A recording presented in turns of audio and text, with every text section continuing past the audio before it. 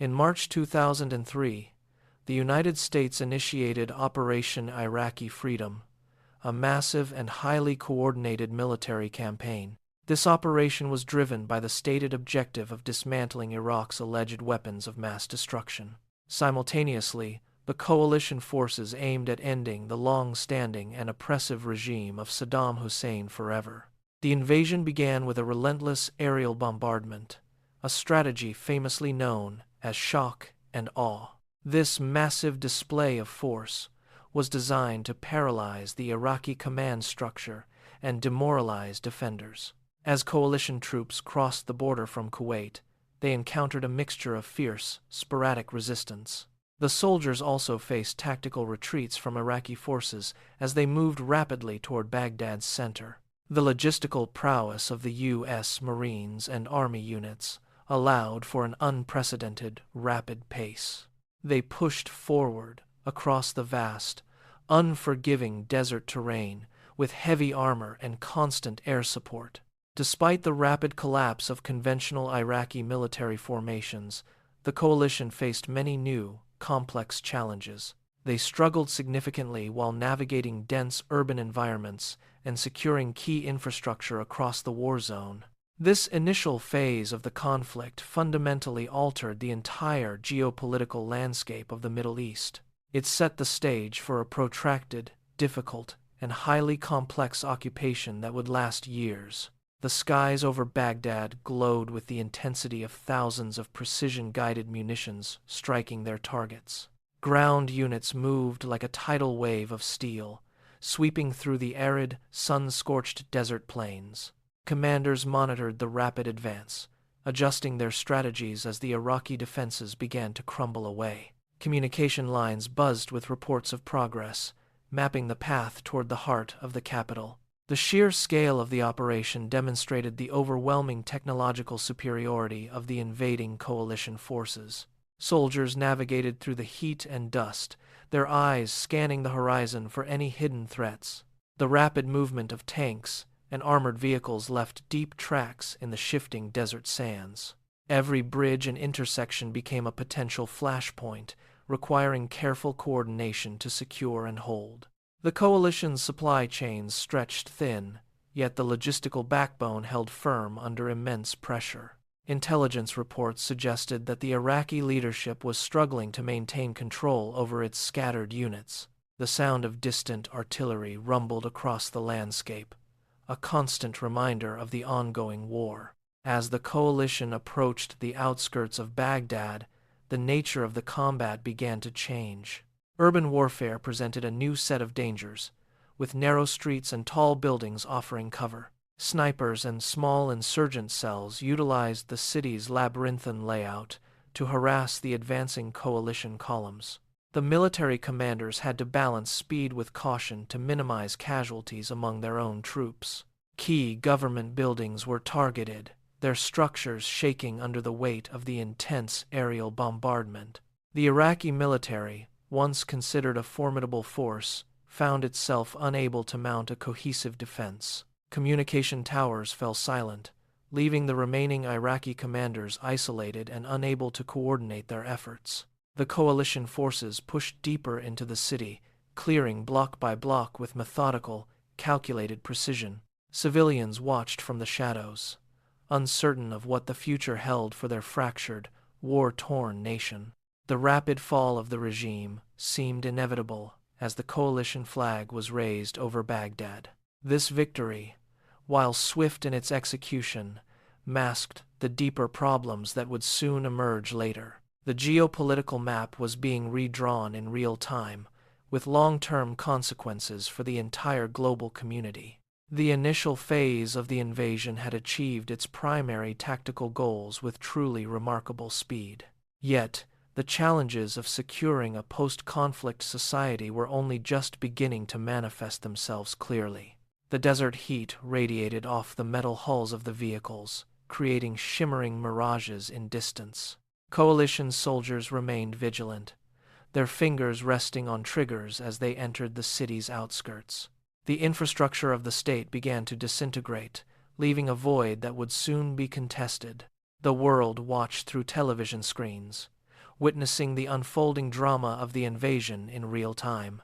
The military campaign was a testament to modern warfare's reliance on technology, speed, and overwhelming force. The Iraqi people were caught in the middle of a conflict that would define their future.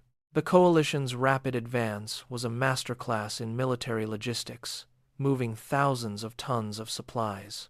The desert landscape, once silent, was now filled with the roar of engines and heavy artillery. The fall of Baghdad signaled the end of one era and the beginning of another, uncertain.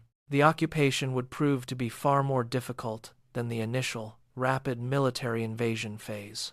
The coalition forces had to adapt quickly to the realities of a post-Saddam Iraq environment. The mission shifted from conventional warfare to the complex task of maintaining order and stability. The streets of Baghdad became a testing ground for the coalition's ability to govern and secure. The legacy of the invasion was already being written in the history books of the region. The strategic decisions made during these early days would echo for decades in the Middle East. The coalition had achieved its immediate objective, but faced a long, arduous road toward lasting peace. The initial phase of the conflict served as a prelude to the long struggle that followed. The invasion was a turning point in history, marking the end of a long, dark regime. The world looked on as the coalition forces solidified their control over the Iraqi capital city. The rapid collapse of the Iraqi military was a surprise to many international observers and analysts. The stage was set for a new chapter in the history of the Middle Eastern region. The invasion of Iraq remains a subject of intense historical debate regarding its long-term impact. Following the fall of Baghdad and the symbolic toppling of Saddam Hussein's statue in the square, the conflict shifted from a conventional military victory to a grueling and complex counterinsurgency struggle. The rapid and total dismantling of the existing Iraqi state apparatus, including the national military and the entire civil service, created a dangerous power vacuum that fueled widespread sectarian violence. This void allowed for the rise of various insurgent groups across the fractured, war-torn landscape. U.S. Marines and other coalition forces found themselves tasked with the dual burden of maintaining security in hostile streets while simultaneously attempting to facilitate the transition to a democratic government. The lack of clear, comprehensive post-invasion planning led to many years of profound regional instability, characterized by the constant threat of improvised explosive devices hidden along the dusty urban roads, frequent outbreaks of brutal urban warfare, and the surfacing of deep-seated historical ethnic tensions. While the initial invasion achieved its immediate tactical goals with remarkable speed and military precision, the subsequent years revealed the immense difficulty of nation-building within a deeply fractured society. The legacy of the invasion remains a subject of intense historical debate regarding its necessity. Scholars and veterans alike continue to analyze the strategic decisions made during those chaotic months. The absence of a functioning police force left local neighborhoods vulnerable to looting and chaos. Coalition patrols moved cautiously through the narrow alleys, eyes scanning for any sign of danger. The heat of the desert sun beat down on the armored vehicles as they navigated rubble. Every corner turned presented a new potential threat in an environment that felt increasingly unpredictable. Communication with local leaders proved difficult due to language barriers and deep-seated mutual distrust. The promise of liberation was quickly overshadowed by the harsh realities of a crumbling infrastructure. Electricity grids failed, and water supplies became inconsistent, further straining the patience of the populace. Insurgents exploited these grievances to recruit fighters against the presence of the foreign coalition troops. The mission objectives evolved from combat operations to complex civil affairs and long-term security tasks. Commanders struggled to define victory in a war that lacked a clear, conventional frontline battle. The soldiers on the ground faced the psychological toll of fighting an invisible, unconventional enemy. Families in Baghdad tried to maintain a sense of normalcy despite the surrounding daily violence. Markets were often targets for attacks, making simple errands a dangerous gamble for local citizens. The geopolitical landscape of the Middle East was permanently altered by these unfolding, tragic events. Regional powers watched with anxiety as the balance of influence shifted in the wake of the regime's collapse and the subsequent failure to establish a stable, unified post-war administration. The occupation became a protracted struggle that tested the resolve of the international coalition forces. Debates in Washington and around the world intensified regarding the long-term impact of the war. The cost of the conflict was measured not just in dollars, but in human lives. The dream of a quick transition to democracy faded into the reality of a long and arduous process of reconciliation in a country divided by years of authoritarian rule and the sudden removal of the central authority that had held the diverse factions together previously. Every decision made by the coalition authorities had unintended consequences that rippled through the nation. The complexity of the situation defied simple solutions or rapid fixes by the occupying forces. As years passed, the initial optimism of the invasion was replaced by a somber reflection. The history of this era serves as a stark reminder of the challenges of intervention. The struggle for Iraq's future became a defining narrative of the early 21st century era.